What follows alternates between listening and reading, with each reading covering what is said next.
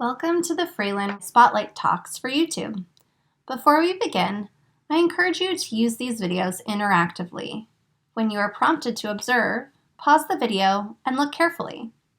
When the educator asks a question, feel free to pause the video again and discuss your observations and ideas, making sure to address what you see that makes you say that. Let's begin our close observation of Finnish artist Eeva-Liisa Isomaa's The Birth of the Universe with a long, slow look at the image.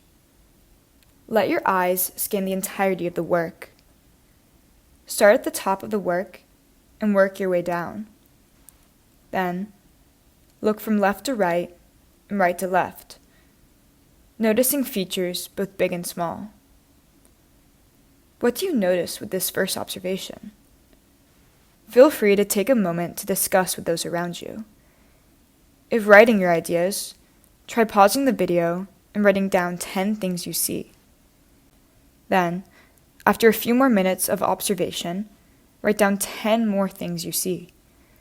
This is called the 10 times 2 method, which is used as a tool for close looking.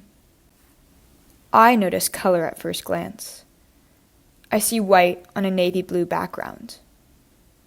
But look closely at the white color and the form it takes on. How would you describe both the color and form? What does it look like?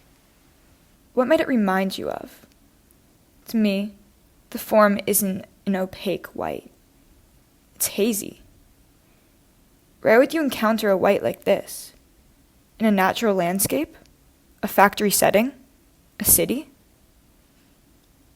The white form appears to be rushing downwards in a cascade, pooling at the bottom in a similarly misty mass. In my research, I learned that much of the artist's work is inspired by nature, and this work specifically was created from an image of a waterfall, then chemically processed to create a more abstract image. This chemical photographic printing process is known as a photo-gravure. It involves using chemical etching to create an image, and, unlike other photographic processes, ink is applied to the etching and the image is printed onto paper. This chemical process is what creates the deep blue color you see. You might also notice a yellowish and pinkish tint within the white, which is also a result of the photogravure process. Now that we've discussed the colors and forms, it's time to delve deeper into the meaning of the work. To begin, let's talk a little bit about the feelings this work evokes. Do the colors remind you of anything you've seen before? Have you ever seen a waterfall or been in an awe-inspiring natural landscape before? If so, how did you feel being in nature, among trees or a stream, or even sitting in a field of grass? Was it serene, scary, emotional in any way? For me, this work evokes a feeling of comfortable familiarity, of nostalgia and affinity for nature. The universal characteristics of water, such as the calming blue color and its reflective quality, contribute to the eerie familiarity of this image. It almost feels like I've been in the very same setting the artist depicts. Memory and the passage of time are important themes in the artist's work. Isomaa wants viewers to rely on their past memories or experiences when looking at her art and attempting to interpret it. Though the specific location of what's depicted is abstracted, the artist still manages to capture the universal memory of a past moment in nature. With this in mind, what specific memory does this image remind you of? Where were you? How did being there make you feel? How do you feel now, knowing that the experience is just a memory? Take a few moments to think about and describe the feelings you had in the past, and how you feel presently looking back on the memory. Remember that this work is open to other interpretations. You're not limited to thinking solely about experiences you've had in nature. Maybe this work reminds you of other memories. Reflect on those and the feelings they awaken.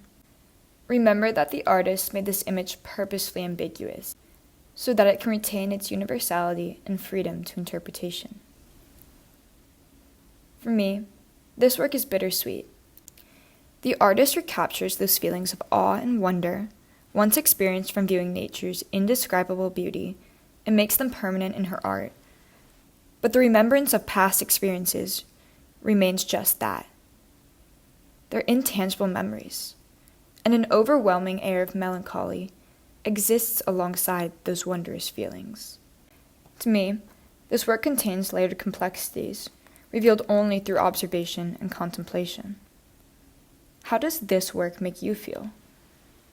Try using one word to describe the feelings this image evokes. The materiality of this work might hint at the meaning of the title, The Birth of the Universe. The photo-gravure is so bright that even the darker sections of the work look bright. It's speculated that the shininess represents the appearance of the universe at its creation, just a beamy ball of light. Along with the reflection of light, the image itself can also reflect one's existence. The artist reminds us that much like water's constant states of being, like solid ice, fluid streams, or misty vapor, one's own mind can also occupy ever-changing states of being, and one's own feelings, ideas, and thoughts can vary, even day to day, just like water. Thank you for looking at Eeva-Liisa Isomaa's photo-gravure, The Birth of the Universe with me. I hope this time for observation and contemplation allowed you to delve deeper into the work and your own personal experiences. Next time you're at a museum, in nature, or at any other place that allows for observation and reflection, think about how feelings or lessons from past experiences might relate to what's presently at hand. We hope you've enjoyed this Writer's Eye Spotlight Talk. Please reach out to the Education Department with any questions or feedback.